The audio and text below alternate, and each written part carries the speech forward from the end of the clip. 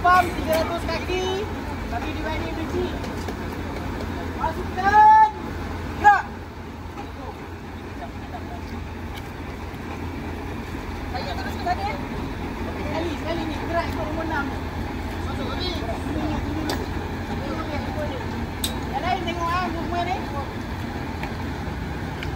Saya letak. Okey, boleh mana menang. Hai, tadi kan dah raya. Abang kanan ke Fidal? Fidal. Betul. Ada tahu dah Fidal kita. Betul. Rumah bentung habis.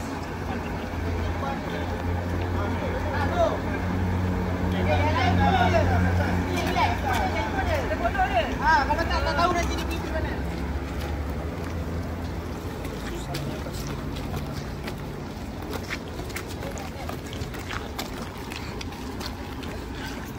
Dah habis kan?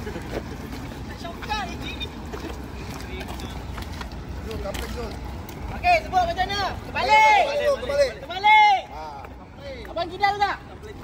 Ha? Kanan ni boleh. Aduh, hai. Okey, go, follow.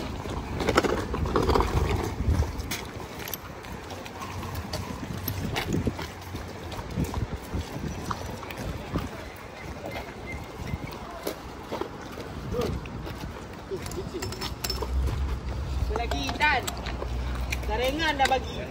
Mana awak punya liran? Ni, sini ya. Tinggalkan nozzle dulu. Letak nozzle. Abang sebelah sini bang. Air ke sini. Abang sebelah ni, sebelah kanan.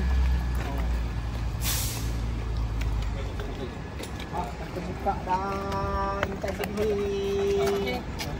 Okey, jangan bentang ni, Dan. Kapling dulu. Awak pun dah duduk belah kiri juga.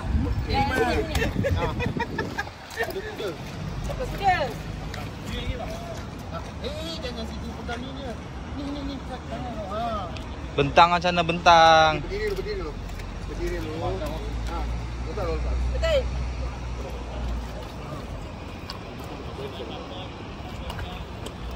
Kembali. Jangan ikut malu ya.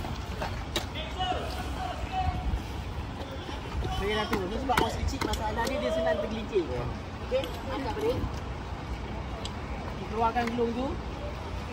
Jangan tinggal. Nanti Tan. Awak, saya terus. Yang ni. Okey, go. Tangan. Hati-hati. Tu.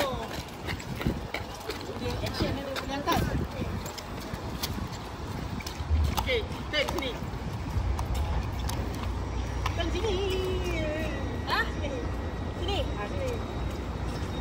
Sini. Duduk kat sini.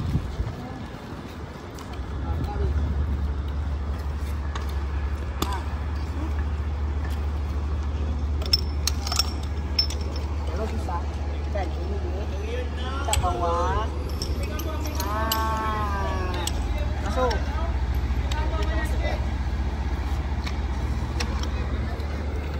Macam tu. Tak tahu? Kunci belum? Cabut kan mana-mana? Dah. Sana pusing kau.